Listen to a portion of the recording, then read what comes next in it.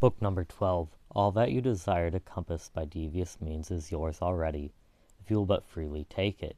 That is to say, if you leave behind you all that is past, commit the future to providence, and regulate the present in piety and justice.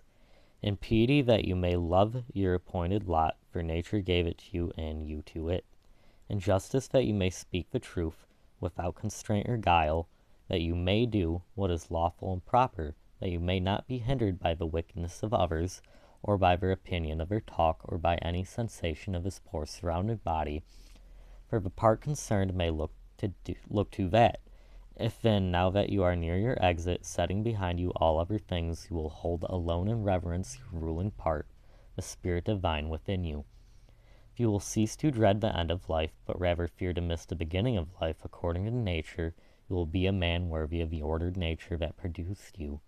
You will cease to be a stranger in your own country, gaping in wonder at every daily happening, caught up by this trifle or by that. Lesson number 2. God beholds all sounds bare and stripped of these corporals, vessels, husk, and refuse. By his intelligence alone he touches that only which has been instilled by him was emanated from himself. If you would but inure yourself to the like, you would be eased of many a torment. For he who regards not the surrounding flesh will not waste his leisure in thinking about vesture, house, or fame, or other mere external furniture, or accoutrement. Lesson number 3. 3 parts there are of which you are compact: body, soul, intelligence. Of these, the 2 first are yours, in so far as they must have your care. The third only is proper to your own. And if you will cast away from yourself, that is, from your mind, all that others do or say, all that you yourself have done or said, all your fears for the future, all the uncontrollable accompaniments of the body that envelopes you and of its congenial soul, all that is world is in the besieging vortex that races without, so that your intellectual power made pure and set above the accidents of fate, you may live its own life in freedom, just resigned, veracious. For I repeat, you cast out from your soul all comes of excessive attachment either to the past or to the future, when you'll become, in the words of Empedocles, a faultless sphere rejoiced in endless rest. You will study to live the only life there is to live, to with the present, and you will be able till death shall come to spend what remains of life in noble tranquility, at peace with the spirit within. Lesson number 4. I have wondered often how it comes that while every man loves himself beyond all others, yet he holds his own opinions of himself in less esteem than the opinions of others. Yet if a god or some wise teacher came and ordered a man to conceive and design nothing which he could not utter the moment it occurred to him, he would not abide the ordeal for a single day.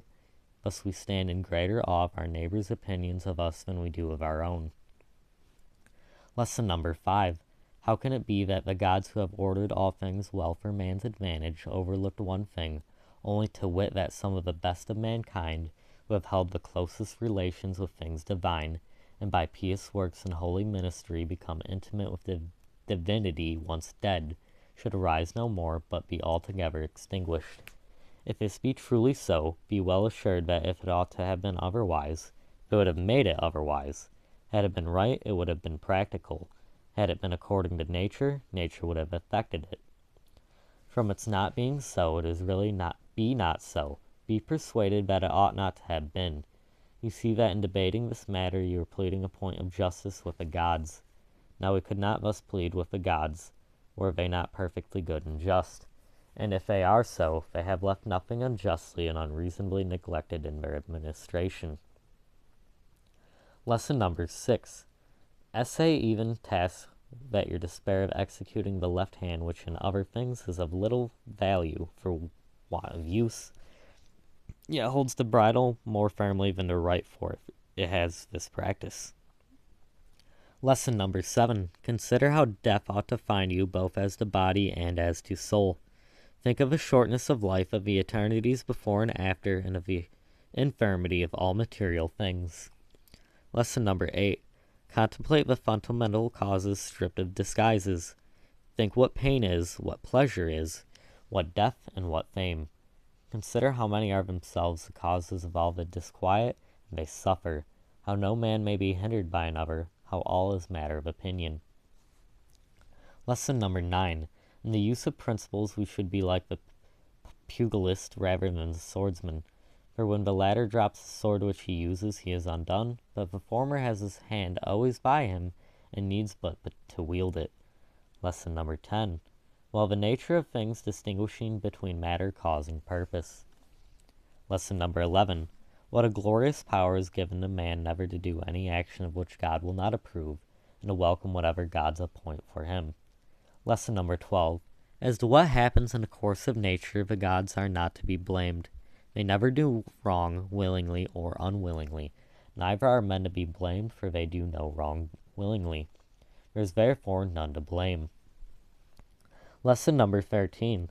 How ridiculous and how like a foreigner is he who is surprised at anything which happens in life. Lesson number 14. There is either a fatal necessity, an unalterable order, or a placable providence, or a blind confusion without a governor. If there be an unalterable necessity, why strive against it? If there be a providence admitting of appropriation, make yourself worthy of a divine aid. If there be an ungoverned confusion, be comforted, seeing that in this tempest you have within yourself a guiding intelligence. And if a wave should carry you away, let it carry away the carcass and the animal life, for the intellectual part of you it will not carry away. If the light of a lamp shine and lose not its radiance until it's extinguished, shall truth, justice, and temperance be extinguished in before your own extinction. Lesson number 16. When you have the impression that a man has sinned, say to yourself, how do I know that this sin? And if he has sinned, consider that he stands self-condemned, and thus, as it were, has torn his own face. He that would wish the wicked not to sin is like one who would have the fig tree not have juice in its figs, would have infants not cry, horses not neigh, and other inevitable things not happen. What shall the wicked man do, having a wicked disposition? If you are so keen, cure it. If a thing be not becoming, do it not. If not true, say it not. The endeavor always to see in everything what it is that causes your impressions, and unfold it by distinguishing the cause, the matter, the relation to other things, and the period within which it must cease to exist. Lesson number 19. Perceive at last that there is within you something better and more divine than the immediate cause of your sensations of pleasure and pain. Something, in short, beyond the strings which move a puppet. What is now my thought? Is it fear, suspicion, lust, or any such passion? Lesson number 20. In the first place, let nothing be done at random or without an object. In the second, let your object never be other than the common good. Lesson number 21. Yet a little you shall be no more, nor shall any of these things remain which you now behold, nor any of those who are now living. It is the nature of all things to change, to turn and to corrupt, in order that other things may in recourse spring out of them. Lesson number 22. Reflect that everything is matter of opinion, and opinions rest with yourself. Suppress then your opinion what time you will, and like one has doubled the cape and reached a bay, you have calm and stillness everywhere, never a wave. Lesson number 23. Any one natural operation ending at its proper time suffers no ill by ceasing, nor does the agent therein suffer any ill by thus ceasing. In like manner as to the whole series of actions which is life, if it ends in its season, it suffers no ill by ceasing, nor is he who thus completes his series in any evil case. The seasons and the term are defined by nature, sometimes even by your own nature, and in old age, but always by the nature of a whole, by the interchange of whose parts the universe still remains fresh and in its bloom. Now that is always good and seasonable, which is advantageous to the nature of a whole. Wherefore the seasoning of life cannot be evil to the individual. There is no turpitude in it, since it is beyond our power, and contains nothing contrary to the common advantage. Nay, it is good, since it is seasonable and advantageous to the whole, and congruent with the order of the universe. Thus too he is led by God, who goes the same way with God, and that by like inclination. Lesson number 24. Have these three thoughts always at hand. First, as to your action, do nothing inconsiderately or otherwise than justice herself would be acted. As for external events, They either happen by chance or by providence. Now no man should quarrel with chance or censure providence. Second, examine what each thing is from its seed to its quickening, and from its quickening to its death of what materials it is composed, and to what it will be resolved. Third, reflect that could you be raised on high, and from thence behold all human affairs, you would discern their great variety, conscious at the same time of the crowds of serial and ethereal inhabitants around us. But were you so raised, over so often you would always see the same things, all uniform of brief duration. Can we set our pride on such matters? Lesson number 25. Cast away opinions, and you are saved. Who then hinders you from casting it away? Lesson number 26. When you fret at anything, you have forgotten that all happens in accordance with the nature of the universe, and that the wrong done was another's. This too, that whatever happens has happened, and will happen, and is now happening everywhere. You have also forgotten how great is the bond between any man and all the human race, a bond not of blood and seed, but of common intelligence. You have forgotten that the intelligence of every man is divine and an ethics from God, also that no man is proprietor of anything, his children, his body, his very life and given of God. You have forgotten too that everything is matter of opinion, and that it is the present moment only that one can live or lose. Lesson number 27. Bring to frequent recollection those who have grieved about anything overmuch, those who have been preeminent in the extreme of glory or misfortune, in feuds or other circumstances of fate. Then stop and ask, where are they all now?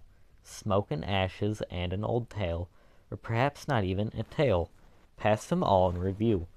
Fabius Catilinius in the country, Lucius Lupus in his gardens, Stertinius at Baiae, Tiberius at Capri, Velius Rufus, and in fine all eminence attended with the high regard of men. How cheap is all that is so eagerly pursued! And how much better does it become a philosopher to show himself in the part of a material world allotted to him just temperate and obedient to the gods, and this with simplicity. For most intolerable of all is the pride of false humility. Lesson number 28. To those who ask, where have you seen the gods, and how assured yourself of their existence that you worship them? Make this reply. First, they are visible even to the eye. Again, my own soul I cannot see, and yet I revere it. Thus, too, as regards to the gods, I continually feel their power, and so I know that they exist, and I worship them. Lesson number 29. The safety of life is to see the whole nature of everything and to discern the matter in the form of its constituents. Also to do justice with all your heart and to speak the truth. What remains but to enjoy life, adding one good to another, so as not to lose the smallest interval. Lesson number 30. There is but one light of the sun, although it be scattered upon walls and hills and a myriad other objects. There is but one common substance, although it be divided among 10,000 bodies having as many different qualities. There is but one soul, though it be distributed among countless different natures and individual forms. There is but one intelligent spirit, though it may seem to be divided. The other parts of these individuals of which we have spoken, such as breath and matter, are void of perception and of mutual affection, yet even they are held together by the intelligent spirit and gravitate together. But intelligence has a special tendency to its kind, and unites there within, and the community of feeling is not broken. Lesson number 31. What do you desire? To live on? Or is it to feel or to desire? To grow and to decay again? To speak or think? Which of all these seems worthy to be desired? And if each and all of them is despicable, proceed to the last that remains, to follow reason and God. Now it is repugnant to reverence for reason and for God to grieve at all the loss by death of those other despicable things. Lesson number 32.